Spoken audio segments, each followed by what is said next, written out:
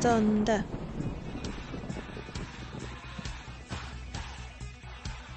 Okay. Hello, welcome to Sounds Like Thunder with me, Tiny. And I'm Seal. And welcome to our first ever podcast on about us, about the org and all things esports. So it's all good to go. Yep, and today we're going to be talking a bit about ourselves, the org, and what it stands for, as well as some origin stories about what got us into gaming. For the rest of the podcasts to come, we're going to be interviewing members of the team and getting to know the people behind the brand and really what ignites their spark. You sound absolutely so much more clear than I do, can I just say? I actually have a flu right now, so I'm rough. I'm very rough. Mate, I've just been, my lack of sleep at the moment. Like you know the feels like. Yeah, for sure. But no, in all seriousness, Thunder as an org, it's a scheme to include inclusivity with the use of esports, so to promote socialization and promote friendships and family, and basically reduce the chance of loneliness within the community. Obviously this could include online, such as Discord, etc., or actually we have a venue based in Birmingham as well, so people actually go there to play TCG, like card games, D&D, and obviously video games as well. So it's very much like a community vibe, which I absolutely love about this org, to be fair. Yeah, and Tanya, did you want to tell people a little more of where you sit within this org? So with this org, I've been here for how long have I been part of the org for? July 2021, I think I joined officially. In terms of where I sit within the org, I'm a captain for one of our Pokemon Unite teams. We've recently split our roster into two different teams. So we have Team Thunder, so Team Norse Thunder Red and Team Norse Thunder Yellow. So I'm the captain of Red, and my friend Tony is the captain of Yellow.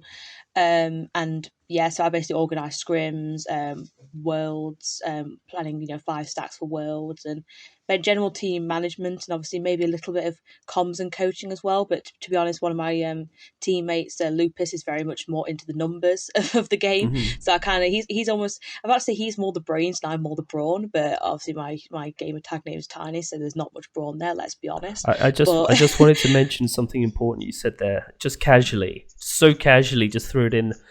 Worlds, Yeah, just worlds. Just chuck that in there. Yeah. Yeah. What does that mean to someone that maybe someone hasn't heard of that? What does that mean? So, I mean, obviously, Pokemon Unite's a very new game in its infancy. It only started probably about a year ago, Mm-hmm.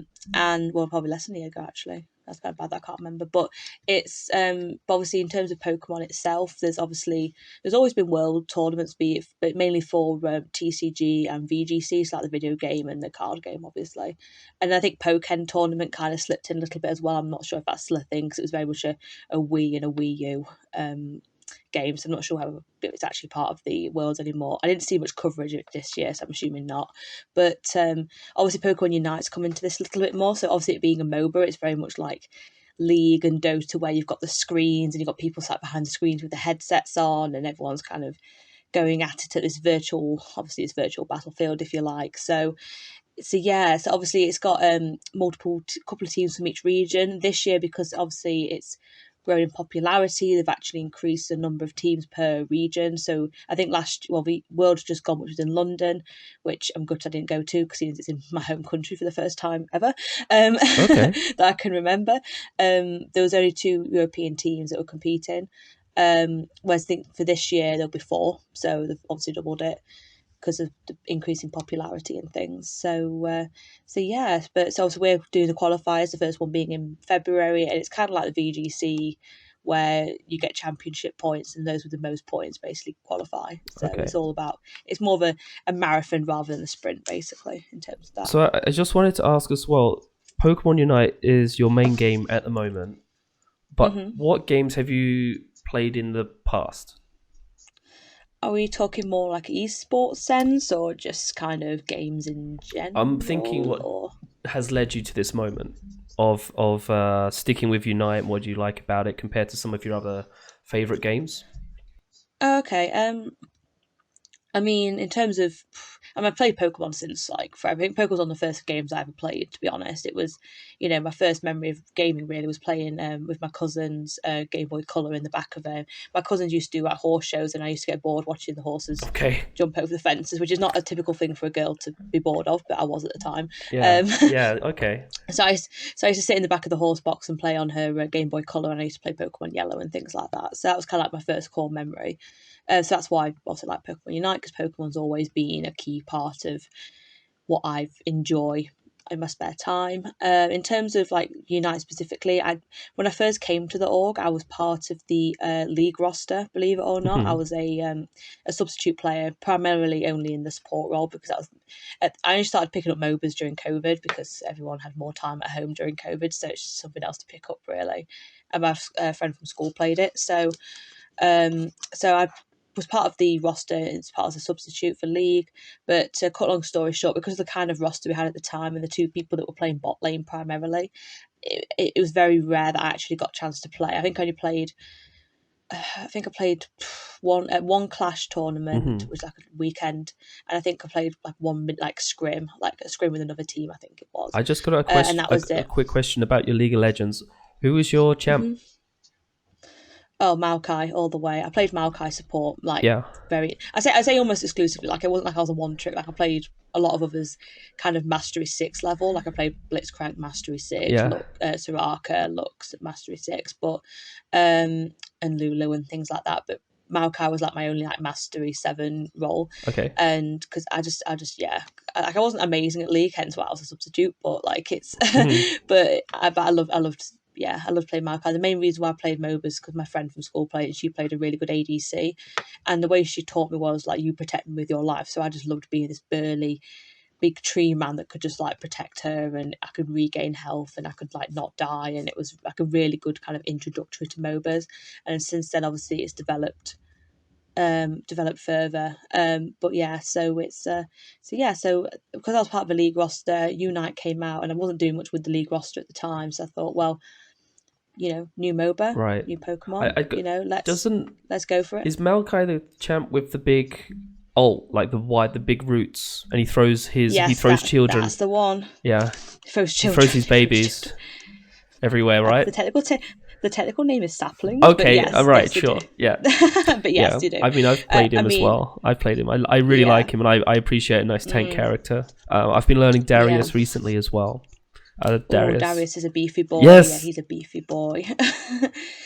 And the regen again. Well, he's kind of got both, because he's got the life still with obviously the bleed effects and things, but he's also got the regen as well. So he's kind of Yeah. I'll like suck the life out of you, and also I don't die I either. stick a So I stick it's a like, Warmogs on him as well.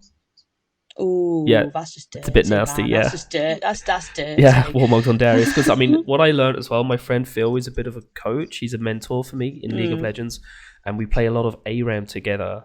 And he just said to me, he made ooh. it very clear. He was like, "Look, don't get upset when you're the first one in, because it's your job to die." He said, "You go in first, be the thick boy, and it's your job to die. Like, you can die, it's not a problem." Because I always used to get really frustrated, and then over time I sort of learned that how to survive instead of going all in. So over time, it's with my play I improved, and that's why I now pick up Warmogs, because I can go in, I can jump out, and then I can play it like that. That's my style. No, absolutely. And it's quite ironic because given like my username and whatever, and my height in person and whatnot, I always end up playing the big beefy boys, even though I'm definitely not like, I'm probably beefy, but I'm just not tall.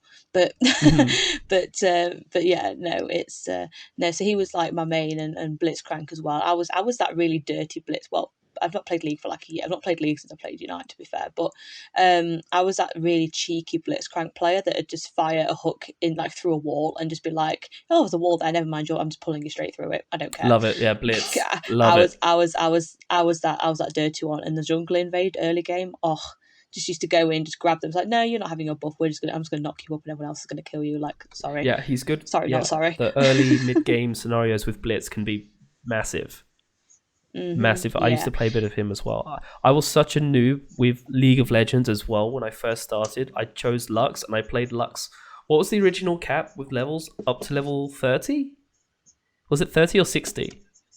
I honestly can't There remember. It's was, not. It's, yeah, I mean, there's like an original level cap for the old school leagues, and I played Lux all the way to that cap, and I only played Lux, and I love Lux. And her laser was, I'm sure they've nerfed the laser massively. I love the laser. I mean, I'm sure you've spoken to Dave about League, because he Lux is like his baby. Mm-hmm.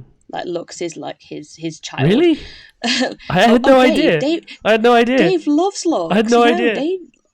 No, Lux is like Dave's baby. Oh my Like no. you say a bad word about Lux, and Dave will be at you. Like Okay. it's his baby.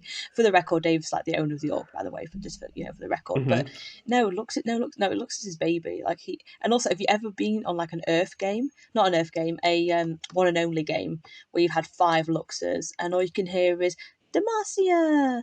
Da, da, da, da, and there's all these lasers going pew pew pew just across everywhere. It's just an absolute shambles.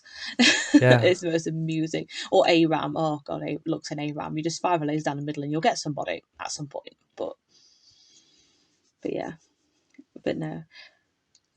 Okay, so you kind of had a bit of time with League of Legends, and then you moved over to Hmm. more Pokemon stuff because Yeah, who likes yeah. horse riding? Ironically, I did used to horse ride until I hurt my back, and then I couldn't do it anymore. So I did actually pick up horse Yeah, riding in I've the tried it. I end. tried it as well. I used to work in stables actually. Oh Yeah, yeah. really? Oh Whilst I was wow. going to college, I used to work in stables and just like exercise people's ponies. It's fun. Oh, that's Fun fact adorable. for you. Yeah, No. it's a Oh fun no, it's fact. because my granddad was a jockey back in the day, hence why I'm so short. Oh yeah, Um, my uncle's a so, jockey as well. Yeah, yeah, yeah, yeah, that's yeah. and Yeah. my uncle shows Cobbs in the Horse of the Year show. Okay. Who does like dressage and things. Hmm. So horses have kind of always been in the family. So I did end up doing it a little bit, but not as like competitive. Let's say my cousins did. Yeah. And like I say, as soon as I hurt my back, like I slipped my disc, not from horse riding, nothing crazy. I literally worked in a charity shop to like build up volunteer work when I was at school, and I picked up a baby cot by myself at the age of 13, and this big burly dad didn't help me bring this cot in, so I did it by myself. I'm Mm. like, yeah, I could do this, and then I slipped my disc in my back. So since then, I was Yeah. paranoid.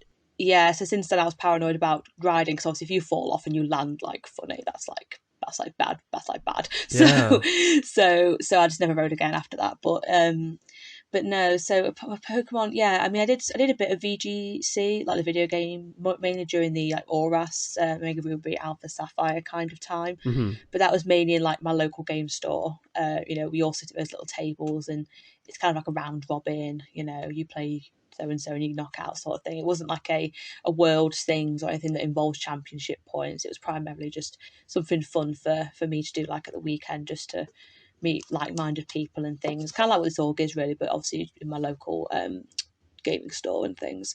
So I dabbled in that, but not to the extent of, let's say, Chaos. I know Chaos did it a bit more seriously than I did. Just what he's mentioned in our group chat and things. So yeah, so I did a bit of Pokemon VGC. I did a lot of YouTube back in the day. I played a lot of horror games, not because I like them. Hmm. Ironically, it was mainly because I'm terrified of them. Okay. Did Like, you get involved with the Five Nights at Freddy's?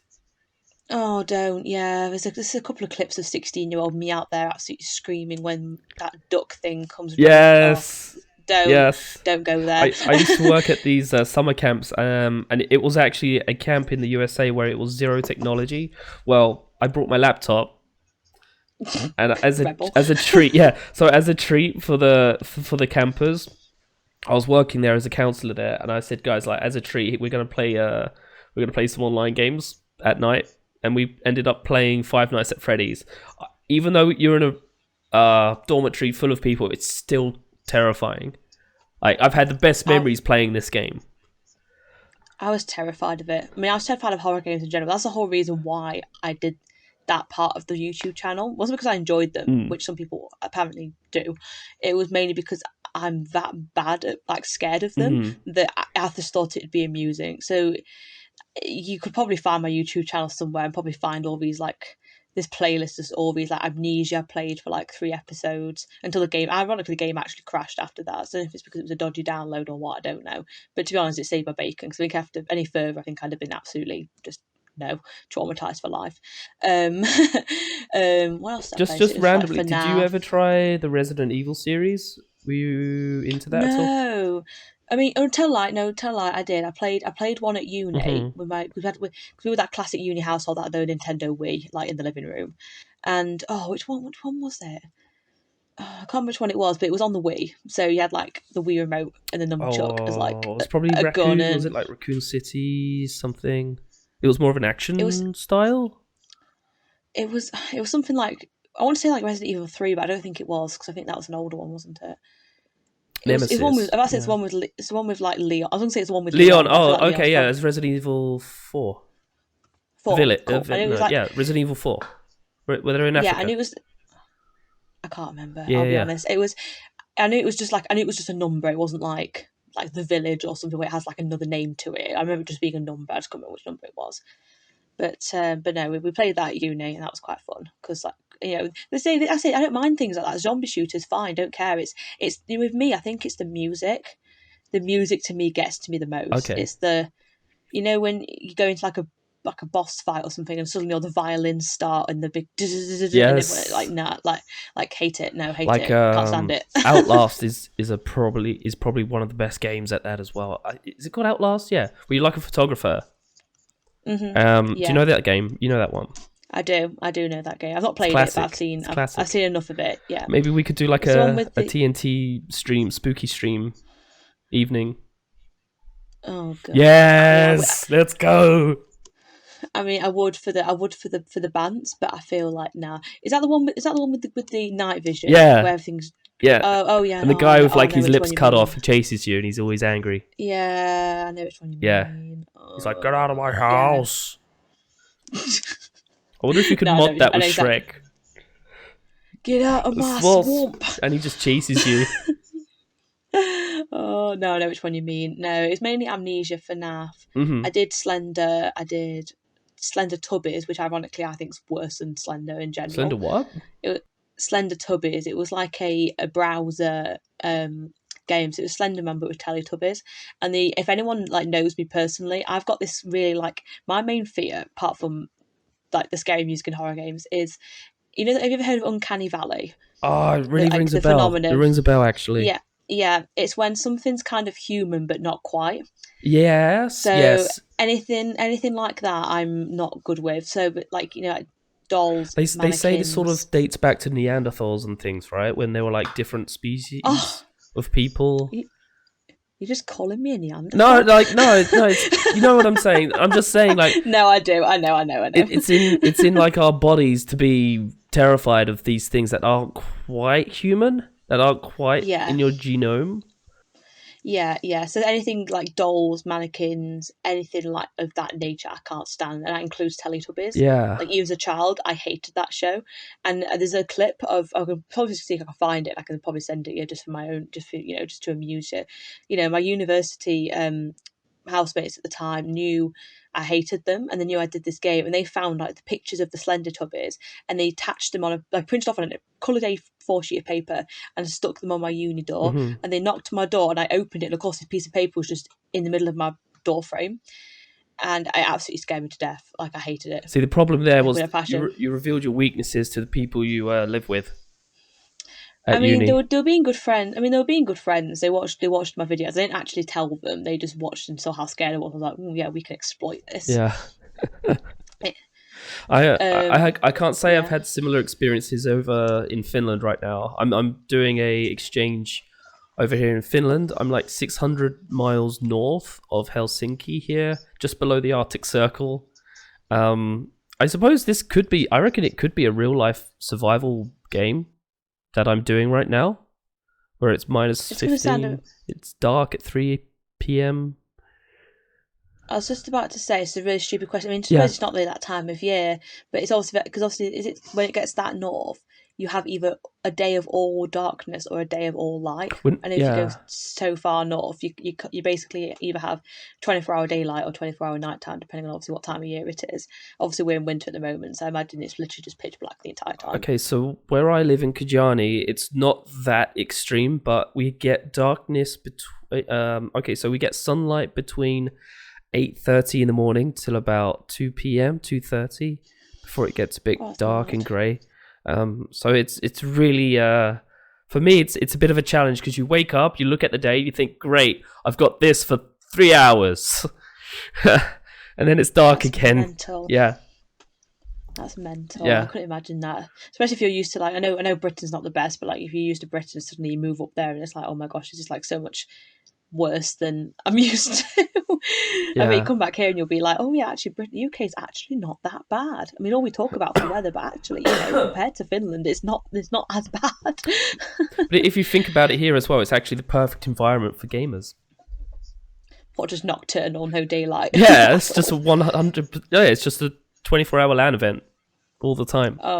Oh my gosh, love that. Yeah. Absolutely love that. So, I mean, obviously you mentioned about going for the exchange year in Finland. Mm-hmm. Do you want to tell like everyone a bit more about obviously what you're doing at the moment in terms of esports? You're kind of more, you've got a very different role to me in the org. Like, I feel like we're complete opposite ends of the spectrum. I feel like you're more into brainy stuff with the org, whereas I feel like I do all my brainy stuff at work, and the org is kind of like my getaway to just kind of I game. see. Whereas I feel like you're a bit more technical than I am in terms of the org and things. I think we both share the same thing in that we work with people. Like, you have your team, and I'm still meeting people. And I think a big thing in gaming is that connection between others that enables you to just play the best, play better when you trust people and you can communicate. That's when great things happen, and that's kind of what motivates me as well. I'm a student that studies esports. I'm not sure if the course is going to continue. There's a lot of chaos that I can't really go into detail about at the university, but there's no more esport degree from this uni right now. I don't know if they're going to bring it back. But my interest in it was all about networking. I really wanted to find some like-minded people that just share that passion in what gaming can create for us, teamwork and success, etc. I really think is the future. So my role here is I'm looking at creating content. I also want to highlight the people and show the best light possible in everything we do. So wherever that might lead, then I'm all for it. And if more people want to join in and get on board, then even better. No, absolutely. Yeah, no. I'm gonna say you're very much more into kind of because obviously you've lovingly made us really, really good like performance presentations, about nutrition, about sleep hygiene, which I feel like I've completely gone against probably all the advice you've written on there in terms of sleep hygiene, particularly over the last couple of nights. But obviously you've got your like attribute spreadsheet in terms of like what you think this particular gamer needs compared to other teammates or other professional players and things like that. So you've obviously got quite a lot of coaching experience as well. Don't to like kind of tell us a little bit more about that? I know you're coaching a little bit over in Finland as well, aren't you? Yeah, that's right. I'm working with an esport team in Finland right now. But I also take a lot from my experience in Canada. I used to live in Canada, in Quebec actually, which was one of the I miss it so much, man. If you know me at all, you'll know I go on about Canada the whole time. And I miss it. Like, I really did leave like a part of my heart over there.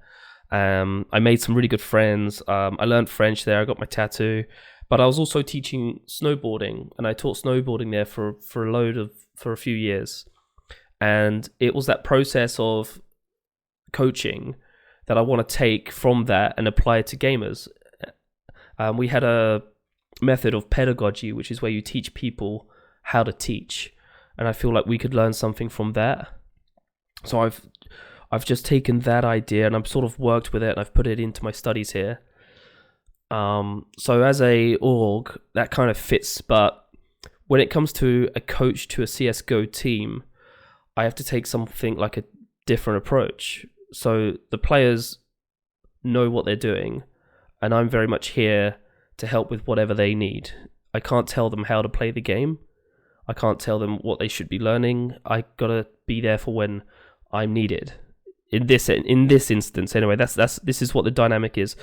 The team is pretty good. They know where they're going, and they show up to training on time, which is great for me as a trainer. This is perfect, and it's something I need more experience in anyway. With the professional side of actually being a coach for an esport org, it's something that I really need more experience with. So it's lucky that I'm actually involved with this team. The way I got involved was ridiculous because I ran the production for a live for an event here called Guard Party. They had a few hundred gamers in a LAN event, like a 2 to 3 day LAN event here, and I ran the live stream. And at the end of it, they all came to me and they said, "Oh, look, we think you could be a good fit for us. Do you want to be on board? You can help the team and do your production stuff." So I said, "Sure." And then they invited me to a business meeting. If you don't know anything about Finland, they love saunas. So I went to this business meeting, and we're at the board, like this table, we're all talking. And then at the end of the meeting, they're like, "Okay, now we go sauna." So we just like cross the hallway, and then everyone takes their clothes off, man, and just start going into this bathroom. I was just about to say, when you say sauna, do you mean like literally like naked men with like a towel over the laps? So, yeah. Oh no. Just going for it. Just going for it, man. And I was just like, all right, this is it. This is how we do it. This is the full Finnish experience. They segregate the ladies and the men. They segregate the ladies. You know, there's a space for that. Fair enough. But when you're just going for it, when we all have beer and we're going in the sauna, and I remember this sauna was huge, man. And I counted there was 15 blokes in here with me. And we were just chilling. Everyone was chilling. We had beer, and you can even get bring food with you. So there's a thing they showed me called sauna sausage. I'm not making this up.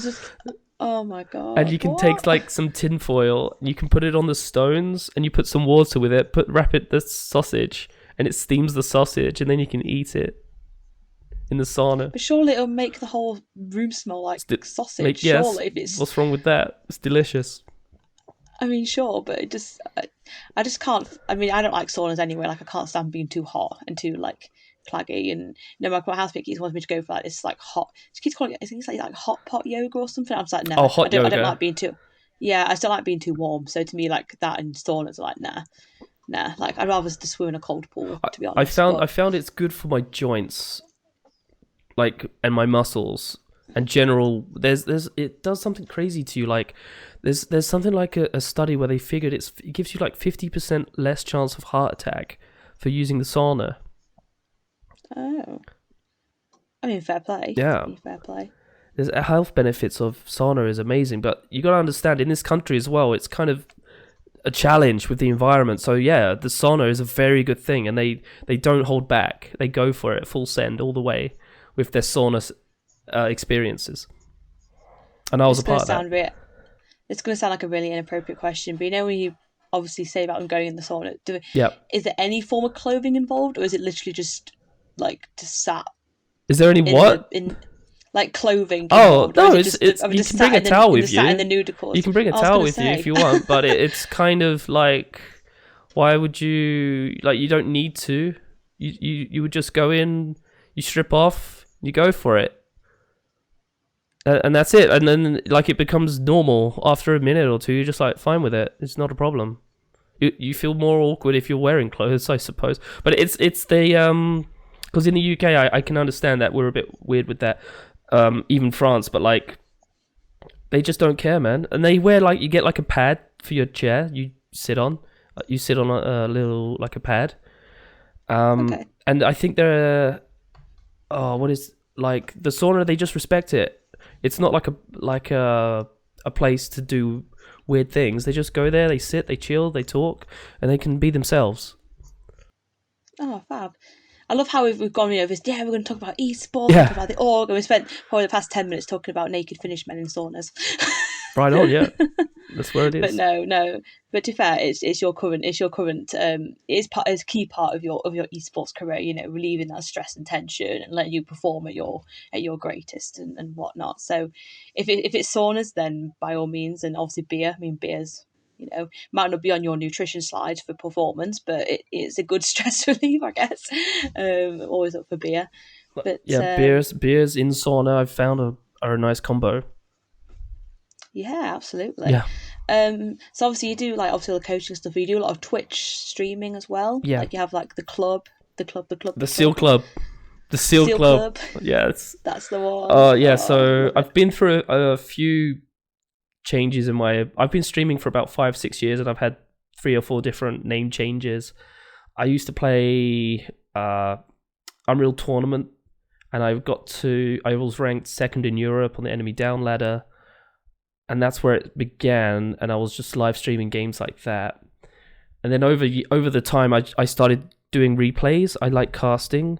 I actually my first YouTube channel was called Gangster Cast, and Nice. yeah, and I was loving it, and I was moving forward with casting replays, and I had a job offer from Chaos.tv, who, if you don't know, now run production for DreamHack in Sweden. But so Oh this wow. was in the early days, so they had an offer for me in Holland to go work and do some casting for them. But this is like a tragic. This is tragic. What I'm going to tell you. I need So some violin music. Do we have a violin clip I that don't you could know, because like? I think the thing is, I think a lot of people can kind of, well, what is the word, like they can um they might have had similar experiences. Basically, I think people can see where I'm coming from here. So I had this job offer, and I went to tell my dad, and he didn't enjoy it at all. He wasn't down, Okay. um and we just couldn't find an agreement with where I was going. He wanted me to work in a garage, and I have no interest in cars and all this jazz. So he ended up taking my PC, and he smashed it across my room. Oh my Like, he god. smashed my Oh my room. Yeah, he gosh. smashed it. Really? Yeah, it was pretty Shit. bad, you know. So it was like a part of me died with that, and I ended up deleting the channel. I removed a lot of videos, and I gave up on everything. I studied IT. I spent like a year doing the part-time army stuff, and I was working as a chef. I'm actually a qualified chef now. Well, I passed an apprenticeship in cooking. And over 6 years or so, it's never left me, man. It's never left me, ever, ever. Because I know, I know you've gone into the esports a little bit kind of later than maybe Yeah. some people might go into it now, but I never actually like kind of pried to you as to why because people change careers all the time. It doesn't necessarily have to have a backstory as to why someone changes career. It could just be, oh, fancy a change. And I never really asked you Mm. why you've gone into this later in life, but obviously hearing what you've just said, obviously that's very much apparent now, and I'm just sympathetic as that actually happened, because that's something that if you haven't got support from people close to you, it's quite a hard upward battle then really to do what you want to do and achieve what you want to achieve and just do what makes you happy, bro. So And it's still a struggle. Even now, it's a very challenging scenario I put myself in, because they don't know what I'm up to. I'm still trying to pave the way in a new industry. And it's not mm-hmm. like, if, for example, as a chef, I know I can go to a kitchen, I'm going to get paid for my work. We all know how that works. We all know how that operates. But as Yeah, a yeah. member and someone that works within esports, it's like, okay, it's a bit janky. You've got some skills here and there. Let's try and make something work, and then maybe something can happen out of that. It's not so straightforward. Um, I do have some XP in marketing that you can put to use, but I feel like it's a shot in the dark for the most part of esports, and I think a lot of people can sort of feel that as well. No, absolutely. I mean, I know obviously Thunder's a non-profit organisation. Obviously, non-profit means you don't tend to make money out of it or anything like that. But but obviously, yeah, I completely appreciate that. I mean, I'm fortunate enough that I've gone into a career and gone into a job that I'm more or less not necessarily guaranteed. You still got to go to interviews and stuff, but more or less guaranteed a specific job from it.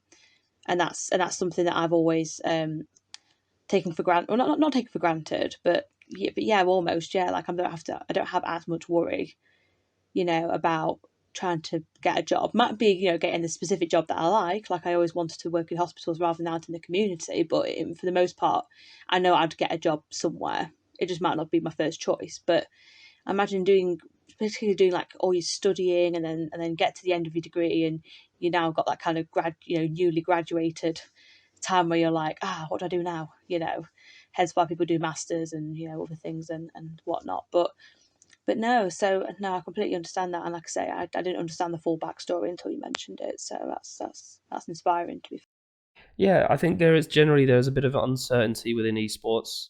And I think from my studies, what I've learned is that we are leeching from other industries like marketing, like TV broadcast. When we look at how live events are made as well, we're still learning. We're still getting there, and there are some people who have some really good things to bring for this industry, for an esport org. And I feel if someone is inspired to work with video gaming in any way, you should pursue that, and you shouldn't have to change or adapt to, always try to support yourself in any way. But if you got the passion, if you got the heart for it, then always go, always try to listen to that side of you, because you're going to find what you do is actually quite fulfilling. No, absolutely, and obviously you've got the the networking within this org, and obviously you've got the Finland networking. Obviously, you've spent some time in Canada as well. You've got plenty of, imagine, contacts across so many different areas that I imagine you'll be able to make that networking work for you if you need it to when the time comes, when you finish your course and obviously all the skills and things that you need to get. And I recommend a trip to Canada as well. It's a beautiful country. People are chill. You know what? Every person I've spoken to, lots of people I know are absolutely obsessed about going to Canada.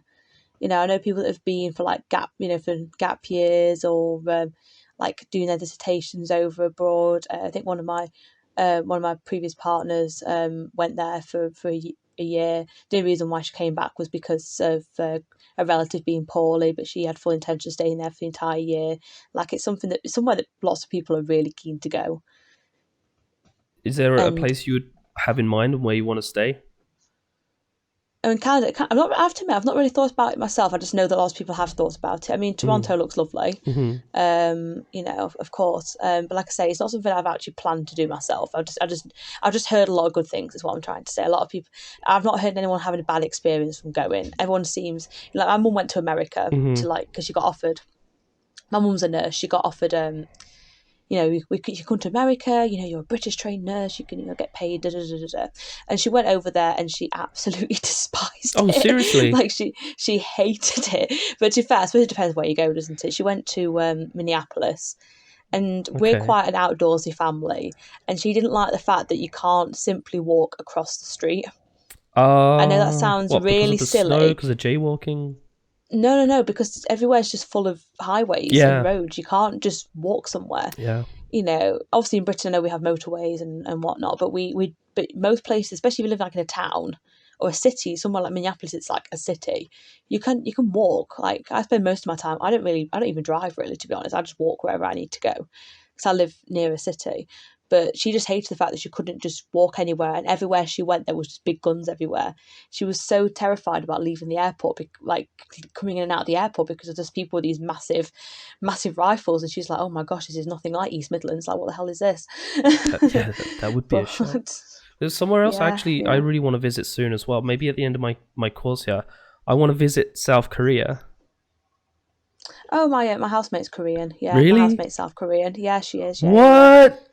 My housemate's South Korean. Yo, put me in touch. Yeah. Put me in touch. Yeah. Ironically, she's studying the same university degree that I've passed. She's studying pharmacy, so she's doing the same degree that I've done, but obviously later. And she's actually come into it later in life as well. Speaking of, changing your life later on, she's in her early 30s, and she's come here to do pharmacy, but she still tutors people in Korea. So sometimes I miss her all the time because she still tutors people in Korea, so her sleep pattern's like very different to mine. But no, absolutely. So That's she loves. Yeah. That's funny that, because I was saying it. So I went to Copenhagen over Christmas, and I was saying with a friend, and she's like a bit of a spiritualist. Oh, okay. And what is it that when you wish for things, you manifest it?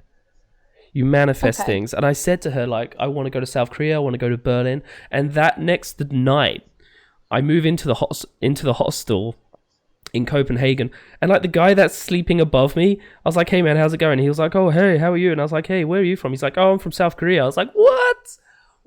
He's like, "Yeah, I was just chilling in Copenhagen, sleeping right above me." And like, we end up get the guitar out, we singing, and it was a good, like, I gave him a beer as well.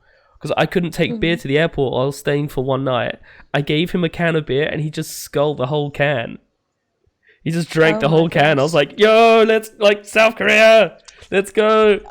I mean, to be fair, we obviously we've also have a drink at the house sometimes, and she bought, oh, what's it called? Is it soju? It's like the wine that they tend to drink. It's like a grape Sure. Is wine, it? Yeah. and Yeah.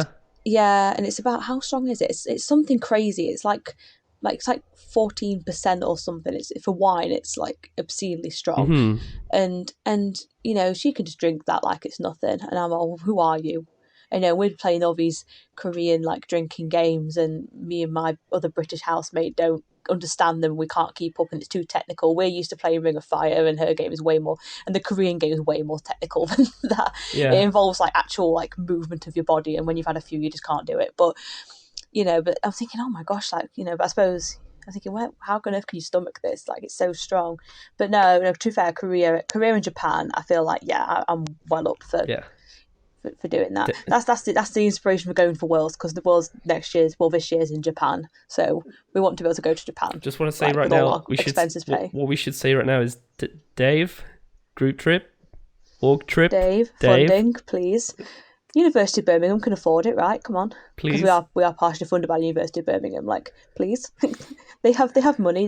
Did you, because you probably heard about the whole They have esports money. Olympics, Yeah. Sorry. No. What was that? the esports Olympics, like, Oh, I've heard about it. I don't know. yeah. Yeah. I mean, it's a whole University of Birmingham thing, and Dave was telling me a little bit about it when obviously all the Olympics were kind of kicking off and things, about how they're making. When I say esports Olympics, I think of like actual like esports, like Call of Duty or Yeah. Fortnite or whatever, like actual like titles. But no, it's actual digitalized versions of actual sports. So like, I'm kind of thinking like Wii Sports Tennis, but on steroids. Okay.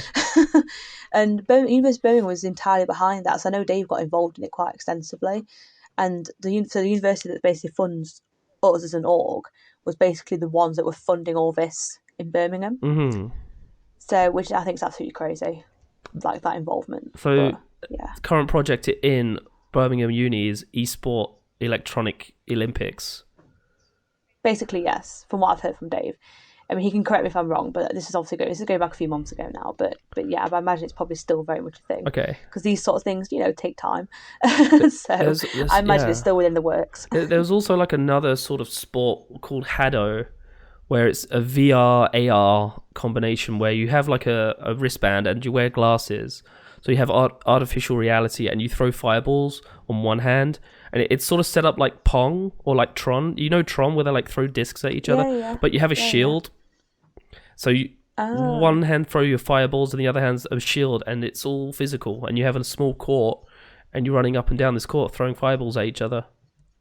that's so cool. Yeah. I keep seeing all these. I can't remember what it's called now. Is it VR chat, where people go into these chat rooms with the headsets on, Yes. and they play like really weird characters, and like people keep playing Knuckles and that whole Knuckle Uh meme huh. thing. I don't know. Um, and people started wearing those jackets. The ones where you have the pain receptors on them. Yep. So you just keep hearing these random. I know someone keeps making these TikToks about, oh, my friends don't realise that I'm wearing one of these vests, and the friends are like pretending to stab them, and they keep going, oh, and they keep putting on a suit where they're getting all these like really painful vibrations because it's supposed to imitate them being stabbed and things. It just seems like, I That understand sounds they want to make it as hilarious. realistically as I understand what to make it Yeah. as realistically as possible. But could you imagine like actual like pain of fire, like fireballs if you did get hit? I suppose they teach you to bring your shield up and actually make not be as offensive. Yeah. But gosh, that'd be manic. I I would love not like living to in do the that. future. Yeah, to be fair, I've never tried VR headsets. I will be honest. Like, I've never tried them, so I wouldn't know. Oh I wouldn't know wow. where to begin with that. Yeah, I've never had a go with one, to be fair. Okay, recommend it. Yeah. I know there's like a video game cafe in my city, Hmm. and they have like pods for them, and you can like like hire them for an hour or whatever to just go and play. I'm not sure it's one of those ones where we have the foot treadmill thing. It's like kind of like a circle Yes, I do. where you can Yes, like yeah. You where run you on can the like run spot. on You the can spot. sprint and Yeah, stuff. yeah, yeah. I'm not sure. I don't think it's like that. I think it's one of those ones that's You wear where they like a have harness. yeah. I don't know if it's Has one like of a those. ring I think it's around just a you. normal You one. stand up on it. Yeah, I don't think it's one of those. I think it's like just like a normal one where you just kind of walk around the room and just try not to hit anybody on the way around. Okay. But no, it's lots of advancements in gaming in general. So it's all really exciting. Maybe And we I'm could bring that to the org in the future. God, could you imagine something like that? I mean, I don't know if you've probably not been to the venue to be fair, because you've been in No. Finland for a while, Yeah. but the venue itself is absolutely banging. To be fair, like we've Ugh, recently upgraded it, and it's absolutely awesome. Like the big plasma screens, and we just hook our switches to the TV. All of us as a roster went about 3 months ago, and and Tano was there with his switch, and he's like, I bagged the big screen. He's running across the room, like across the boardroom, essentially. yeah. And I'm here with my little Switch Lite, kind of sat on one of the sofas, like, okay, let's go. And I'm watching his gameplay on this kind of big curved, like big TV, just doing his normal Unite killing stuff, and it's such an amazing building. The actual venue. It's an old bank vault, so it has the original vaults downstairs in the basement. Cool. They're empty, of course. It's not, we're not playing Payday 2, Yeah. but it's but yeah, it's an absolutely amazing building, and we're so lucky to have it.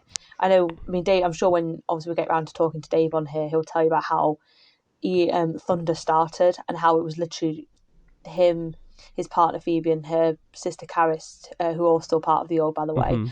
Um, it was literally all in an attic in the house. Yeah. But that was basically the org, was like this attic, and now they're like in this university funded. It's an official University of Birmingham building. It's got like a cafe, Oh everything. my Like word. it's manic. It's mad. Oh my It's word. amazing how far they've gone with it, and it's really amazing, to be fair. And the sort of people that go there every single week, to play games, are normally, from what Dave tells me, normally really, just really want to get involved in gaming, and it's like a really good like position to get stuck in. And the same sort of people have been going for years and years, or for the last couple of years, and it's a really good way to kind of reduce loneliness and things. He put up some really worrying stats, actually, like considering the kind of job that I do. I didn't realize these, but apparently if someone's class as being like lonely or feeling loneliness, it increases your, I don't know how true this is. I've not done the research myself, but apparently with the if you had an increased amount of loneliness, you've got a 50% more chance of like a coronary event happening, or be it a heart attack or anything like that. Yeah. Which I think is crazy. Like in the long run, obviously not like now as a young person, but yeah, and it's really good what the org does, and I really like being a part of it. So Yeah, I think it's important to be with people and connect with others in meaningful ways. When you're there, you got to be there and you got to care. And if you do yeah, want to play absolutely. if you just want to play a video game, that's even better. Yeah, no, absolutely. I mean, I was, I had very kind of stereotypical like girly friends at school until I went to sixth form. I had very much typical kind of girly friends, and what I do now and what I played back then was complete opposite of what they want to do. And and I would socialise with my friends. I'd go to Meadow Hall and go shopping, and I'd be the friend that'd hold their shopping baskets whilst they go around to Primark thinking, oh my god, when can I leave? I was almost like the boyfriend equivalent, but as a friend obviously at the time. And I was, and it wasn't really what I was all about. It wasn't until I went to sixth form that I started meeting up with like-minded gamers, and I kind of felt a bit more relaxed and included in things. But obviously, I mean, I have friends now that aren't interested in anything that I do. Like, interested in, I say not interested in things I do. They're interested in it because I do it, but like they wouldn't go out of their way to do it themselves, if that makes sense. They're not into this separately. They also want to support me, but they're not, into it themselves. But meeting like-minded people at sixth form was such a nice, inclusive way. And even though it's nice having different friends that are into different things, it's nice having the people support what you do in terms of gaming as well. Like we started a YouTube channel, me and my friends, and this is where my username actually came from, was from them. They actually gave it to me. And there's a very funny backstory about how that happened, but which I can go into if you want me to. But yeah, it was all through them, and it was a really nice experience. Because speaking of which, just because I've mentioned it for myself, how did the name Seal come about? I always wanted to ask you this, and I just Oh, haven't got around to it. my name. I used to be called Welly. My OG, Welly. yeah, Welly. A lot of people still call me this. Over 2 years, I've changed my name now, and it was Welly on Twitch. When I was Oh, casting, it okay. was always Welly. And then it's Welly is in like a welly boot. just Welly, Wely, and then it sort of Okay. got. Oh no, it started in the kitchen actually. I had a guy in the kitchen call me that, and it just sort of stuck years ago. And I was like, okay, whatever. Um, and then it sort of just went from there into when I joined university, people started calling me Welly, and then like even the lecturers was calling me Welly, and I was just like, I didn't want it anymore. It's sort of, I don't know, man. Do you feel like you grew out of it a little bit? I guess, yeah. I suppose it just didn't fit with me. I was like, I don't need people calling me Welly all the time now. I don't know, man. But after that, I had a big think about what I'm actually doing. I'm thinking about what I can offer, and I was playing a game called Crossout at the time. And Crossout is it's an old game. It's about 7 years old. It's made by it's the same company that do Gaijin, so like War Thunder sort of. You build cars out of scrap. It says it's an MMO, and you earn parts to build your car or a tank or whatever over time, and you play. It's like you battle each other. Okay. Anyway, it's a good game. It's got great potential, but it's not where it should be. Anyway, you can do a thing in this game where it's basically pay to win, and they say these people that are paying to win are seal clubbing. And they're really despised, and they're just not encouraged in any way. Well, I decided to run a team. I just ran a team. And we had no money. We had almost no skill. But we became friends. And we organized ourselves. And with what we had, we played clan wars. And we beat these teams with the best weapons in the game. And we had like nothing. We had epics, they had legendaries, and we were beating them. We were actually winning. We were winning, not all of them, but we were doing good. We had great games together through strategy, communication, teamworks. We did it, and it was amazing, and it was the best time I've ever had. And that's where I decided to call myself just Seal Club. So I was the guy who was clubbing the people who seal club. Absolutely. Oh, that's such a good story. No. Yeah. Absolutely. And then you don't need no seal club, and you don't need no money. You don't need no fancy ass weapons. You can do all this stuff by yourself. Yeah. You just get into it, and we were having the best games because the people that were just spending money had no brain, really. There was no brain. And we were just getting into it and going for it, giving it our best effort, and it was coming out with some good results. Oh, fabulous. That's great. Yeah. Sorry, I'm coughing everywhere. It's all good. I can't catch a cold over Discord. Yeah, that's good. But Crossout is like, I don't know, it's free to play. There's another game coming out called Steel Hunters, which I think I'm going to cross over to when they release it at last. They're doing a lot of work with it right now. They have these periodic openings where you can play the game. Steel Hunters, I think, is going to be my new game soon when it comes out at some point. Crossout is a bit frustrating for me. It doesn't change. It's always going to be the way it is. The community is a bit up and down with it as well, and it kind of led me down. Like I hit the peak of my Twitch career with Crossout as well. I was paying my rent with Twitch at one point. Oh wow! Yeah, and it got to, I don't know what happened. I had some things in life go down. It from there I just didn't feel the same motivation. That's crazy though that you can pay rent with Twitch. Like, I know people do it. I know people that do it literally for a living. Yeah. But I still found that whole process like crazy. Yeah. Like I know it's a thing, obviously, but it's mad. It takes work. Like I can tell you, it took about 4 to 5 years of just warming up, making friends, and having Twitch friends is a big deal. You just got to make, like, finding the odd random or two on Twitch is nice, but you really have to make friends on Twitch. That really help. Yeah. And then that they can be there for you, or that you can be there for them. Where I was, for example, last night I was hanging out with a friend of mine. His name's Sloth. He's from Ireland. I've known him for years. He's just started streaming, and I jumped on his stream last night. Started helping him. He got 3 subs. He had a time. He had a great time, and that's what it's all about. During my peak, I didn't even know that. I was just doing what I could do to make it worth my time, and I think I had the wrong attitude for it, and that definitely didn't help. It didn't help. So having the right headspace with live streaming, it makes all the difference. You know? Absolutely. I mean, silly question. Obviously, I've never Twitch streamed. I did the YouTube for a while. I did YouTube for about 3 or 4 years. Um, Kind of got like 100 subscribers, kind of ish on average, which Hmm. it was okay at the time. Obviously, that's dropped off now because I've not published videos in about 3 or 4 years. So I think I'm like officially on about 70 something now, which makes sense. I've not produced any content. But in terms of obviously getting money from Twitch, Hmm. is it primarily subscriber based or is it mainly like viewer based? So obviously subscriptions aren't the same as YouTube, where YouTube you can freely subscribe to somebody, whereas Twitch obviously you can't. So Yeah. how does that monetization? Is it a bit of both? Obviously you got like adverts and things, I imagine as well. But In my case, I was making most from subs. People were just getting on board with that.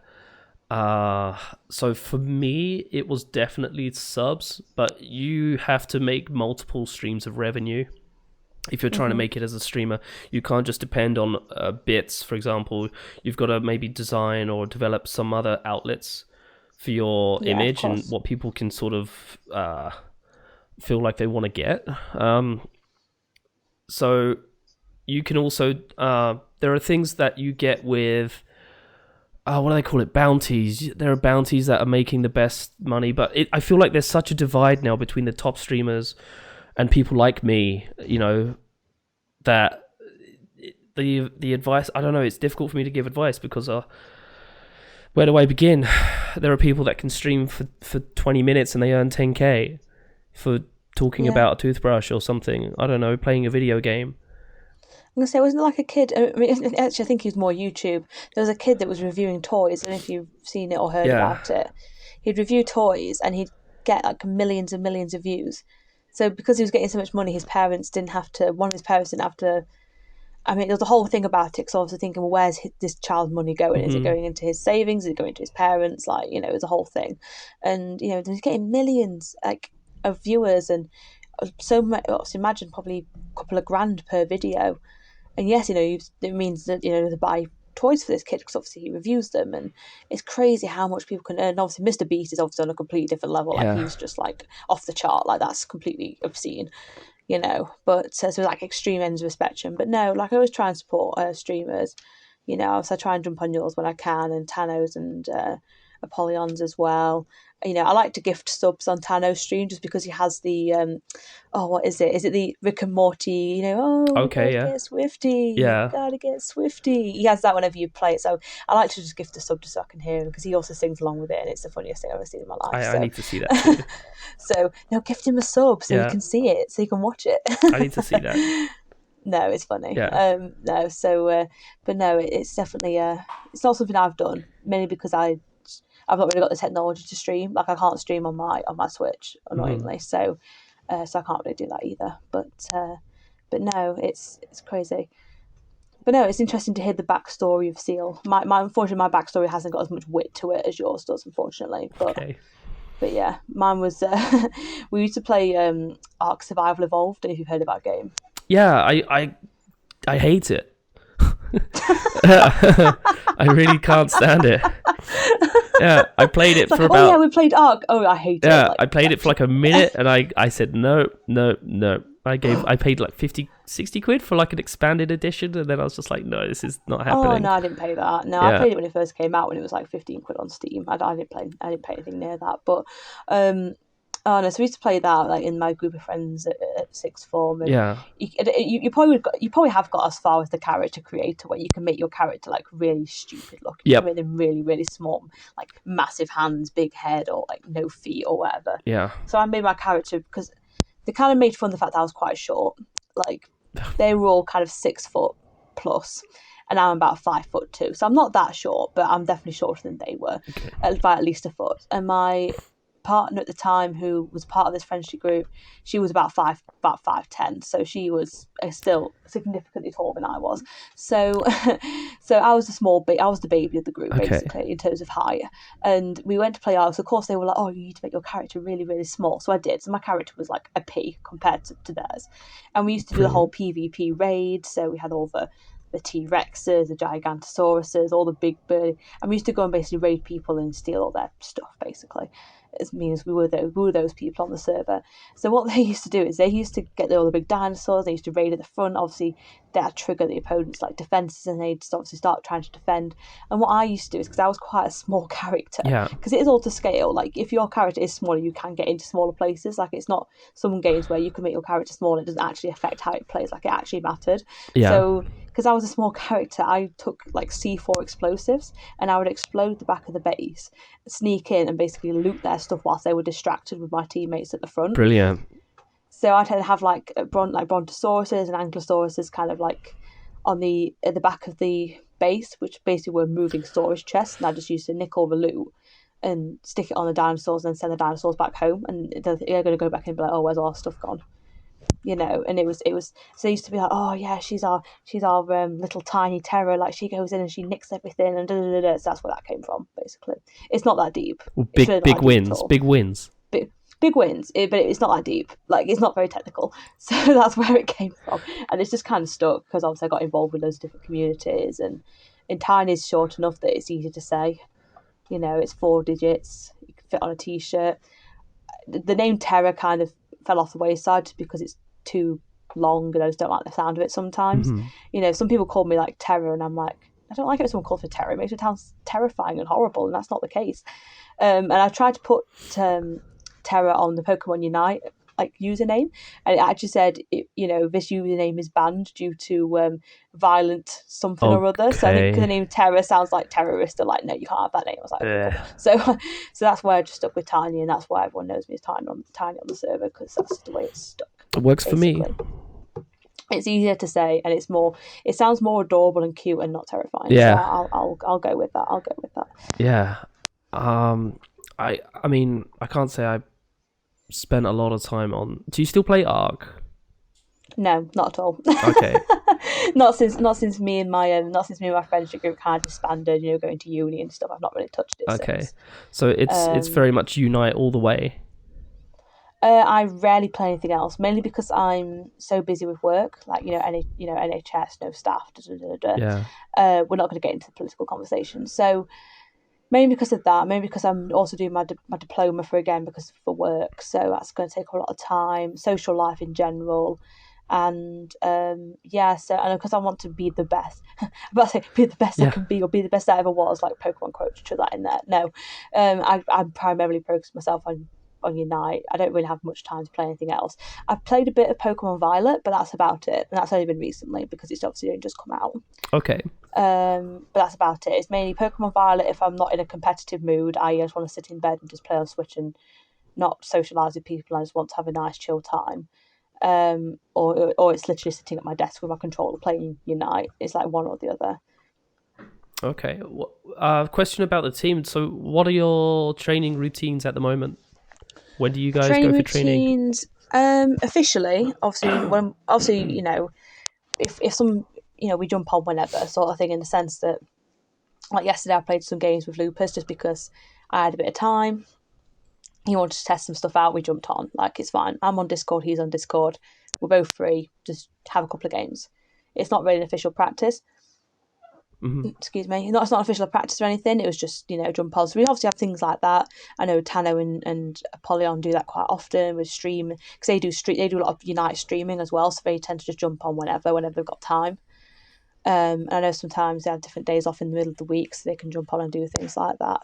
But in terms of official practice times and routines and whatnot, it's mainly Mondays, Wednesdays, and Fridays.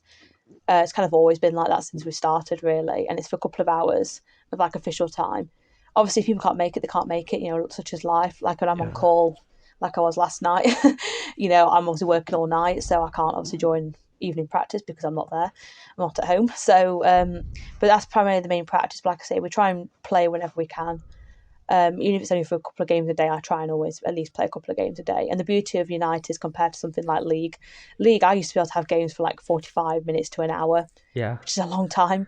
and it's hard when you can't practice multiple games. Whereas Unite's 10 minutes, so I can play a few different mons, a few different loadouts, a few different kind of techniques, all within like a 1 hour period. I could probably have about 4 or 5 matches, and I can try different things.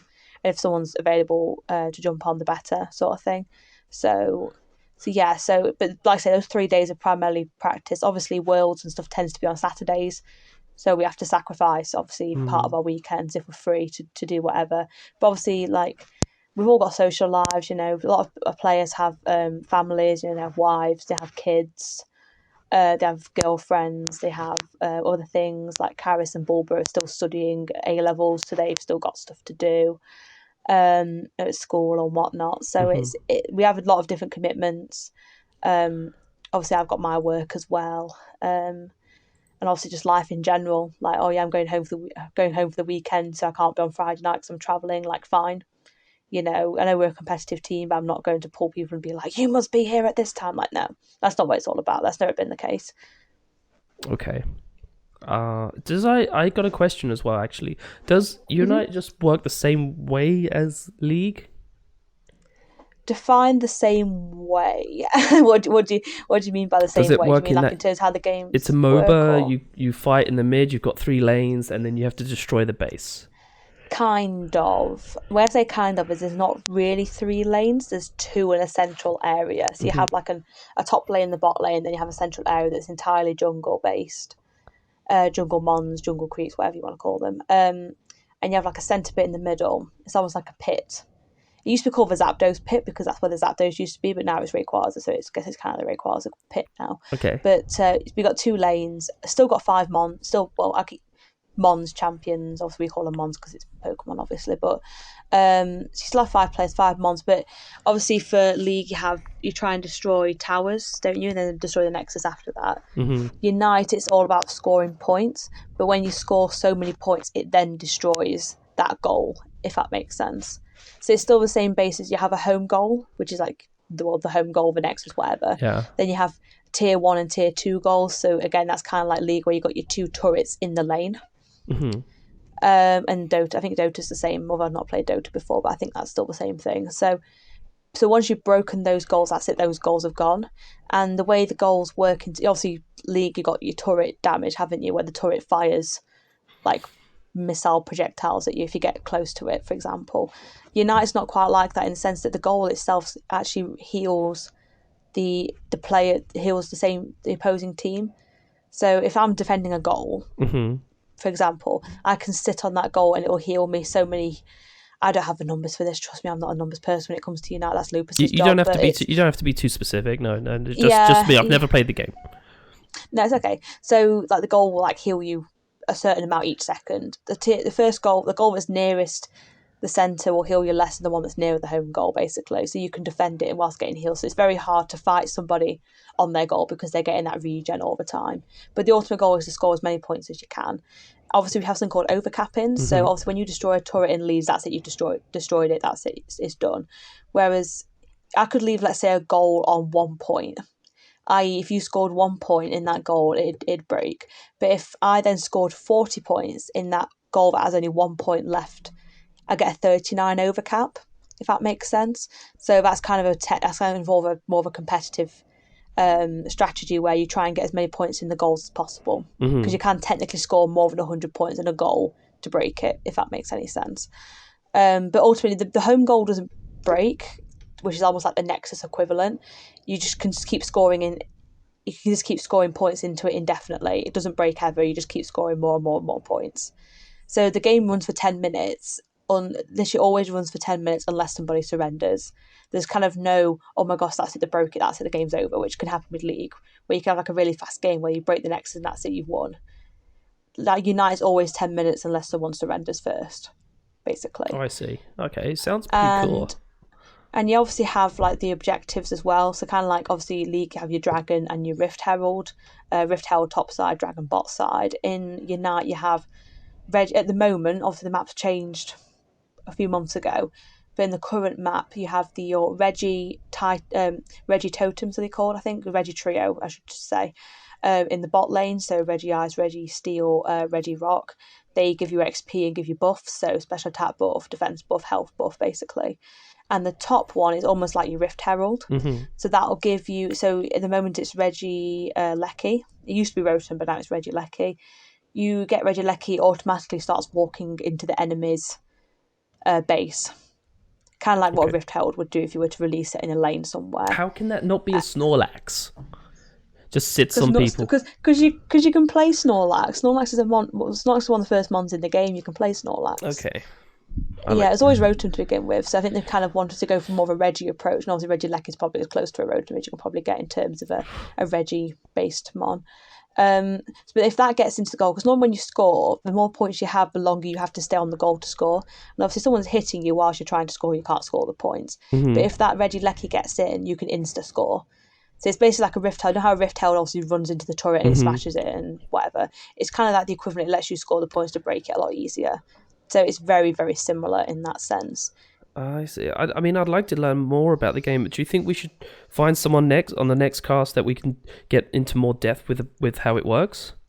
Yeah, I mean, absolutely. Yeah, because I feel like this is more of an introductory podcast. And I don't want. I mean, we've got plenty of Unite players that I can pull on here, and we can nerd out on Unite together. I'm sure. And I'm new. I'm so new and fresh with this. Worry. It's all. Yeah. Yeah. No, it's all good. And obviously, at the end, the whole stress of the whole game is the 2-minute mark where you've got the Rayquaza in the middle. When you get Rayquaza, you get this big shield and you can insta-score. And as long as that shield's not broken, you can just insta-score and you get double points. So at the moment, it's kind of the case that if you get Rayquaza, you pretty much win. Okay, points are good. I know that. Which in a way sucks, because you could be out laning, you could be farming better, you could be scoring better, and if one person gets one lucky hit on that Rayquaza from the other team and gets it, it's very, very hard to defend it. It's very difficult.